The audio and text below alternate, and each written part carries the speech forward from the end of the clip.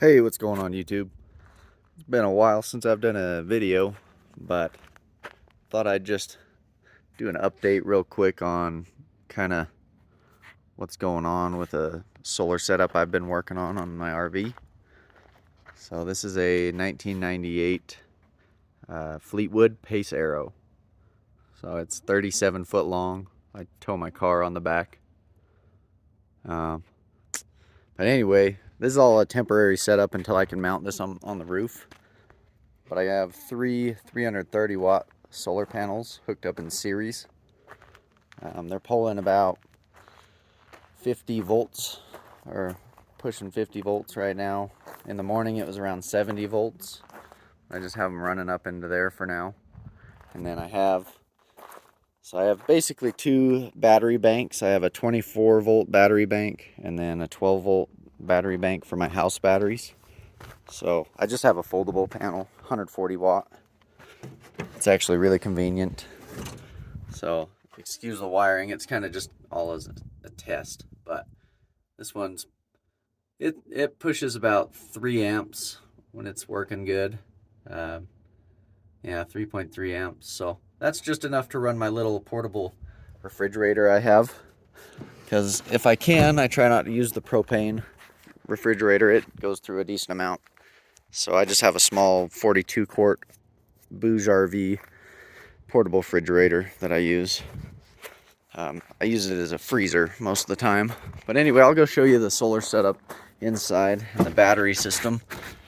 If you come in here first, it's kind of a mess, so excuse that. But here's where I have my shunt monitor. So you can see it's charged up to 79 amp hours. I have 200 amp hours of lead acid, so I set this at 100 amp hours just for 50%. They're deep cycle marine batteries. So it's at about 80% right now. It runs my heater at night at 12.75 volts. But yeah, so it's just enough to trickle charge it while it's running this Bouge RV. So it's a 42 quart. Works really well. I've been using it for about 3 or 4 months now, daily in my house as well. Just works. Anyway, if you come back in here, I have my battery system. Again, excuse the kind of messy floors. I'm still getting this RV all cleaned up and whatnot. I have recently purchased it. So anyway, I have the solar coming in right here. Goes up into a 50 amp solar breaker, and then into a Victron 130, and that comes down into the batteries through these bus bars and fuses and whatnot. It kind of looks like a mess, but I tried my best to organize everything. So basically, main cutoff switch cuts power to everything, and then I have two ampertime 100 amp hour batteries. These things are actually really nice. I didn't get paid or sponsored to use these batteries. I bought them with my own money, but so far they're working great. Haven't had them set up too long. This is the first real trial, but you can see with this battery monitor we are running.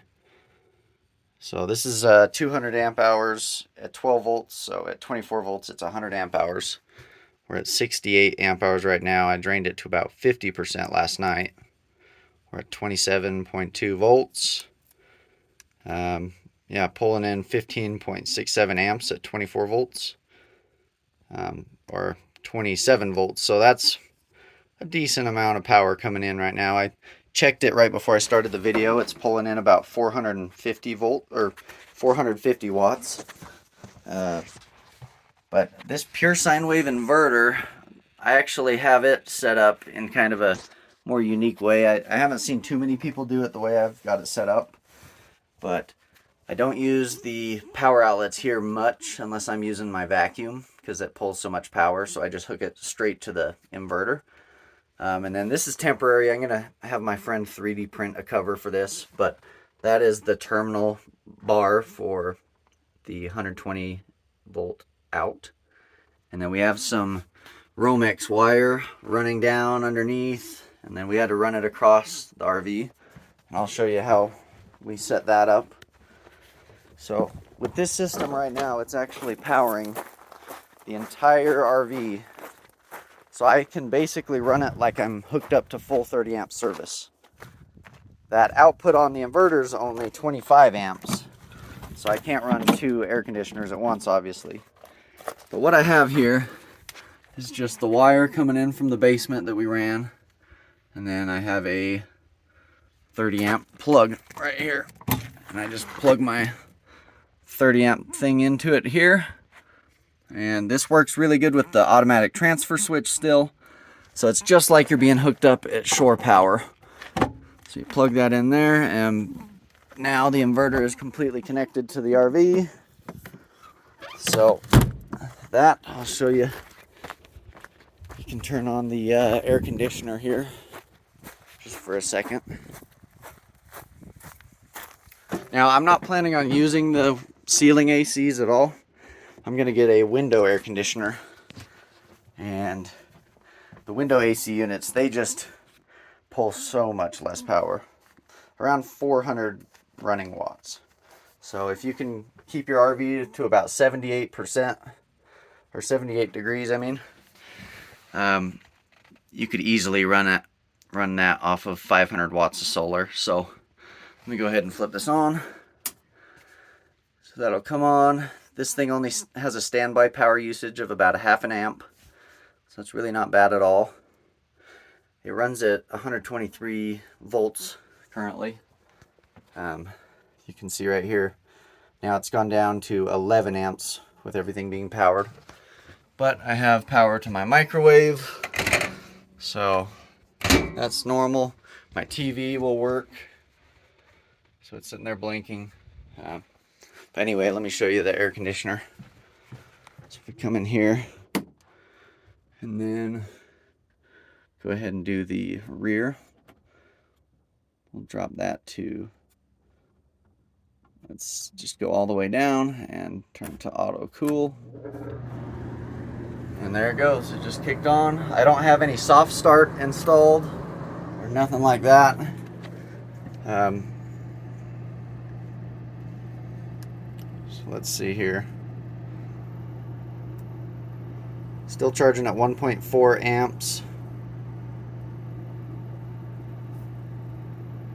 I don't think the compressor has kicked on quite yet. Yep. When it's sitting here blinking with the red and green. Okay. It just kicked on right there. You can hear it kind of stuttered for a second.